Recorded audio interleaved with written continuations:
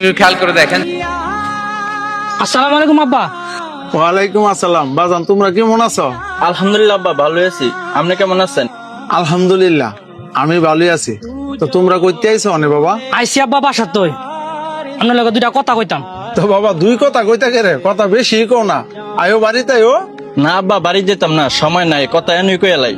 সময় যদি না তাহে তো কও কি কইবা এনি কও। আব্বা আপনার অটো চালায়েন না, আপনি অটো চালাইলে আপনার মানিজ্জত যায়। তোমরার মানিজ্জত যায় আর মানিজ্জত তো যাইবই। তোমরা তো প্রবাসতে আয়া এখন সমাজের প্রতিষ্ঠিত ব্যক্তি, আর তোমার বাবাই তো অটো চালানো টেয়া দিয়া তোমরা প্রবাসে ফাটাইছে, কিন্তু বাবার ভাগ্যটা তো আর পরিবর্তন করতে পারছি না। তো তোমরার তো ভাগ্য পরিবর্তন হয়েছে, তোমরার একটু মাইন্ডে লাগবে। 5 বছর আগে তোমরা বিদেশ পাঠানোর সময় ব্যাংকেতে লোন উঠাইছিলাম, সেই লোনের কিস্তি অহন আমি অটো চালাইয়া দিই। একবার কি বাবার খবর নিছ? আজকে বাবা অটো চালাইলে তোমরার মাইন্ডে লাগে? মাইন্ডে তো লাগবই। তোমরা তো অনেক সমাজের প্রতিষ্ঠিত ব্যক্তি হয়ে গেছো গা। বাপে গাড়ি চালাইলে তোমরা মানিজ্জত যায়। বাপে যে সিরা কাপড়টা করতে দেয়, এটা তোমরা মানিজ্জত যায় না?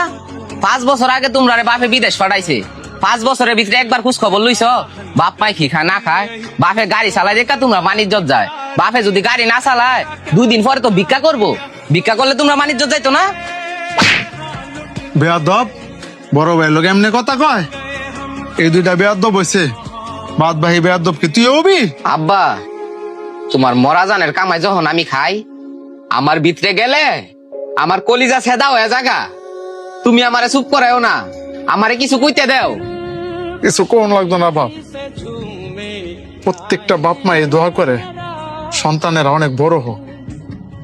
আমি তোমাদের লেগে দোয়া করি তোমরা আরো সমাজে আরো প্রতিষ্ঠিত হও।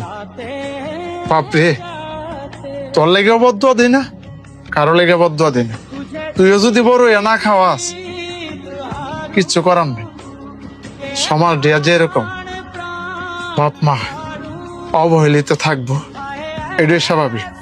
বাবা আয়ো তোমরা বাড়িতে আয়ো, তোমার মায়ের যাই নামছে ভালো মন্দ খাইয়া দাও। যা তোর বাইরের বাইক লিয়ে যা, আমার গাড়ি লিয়ে যাইস।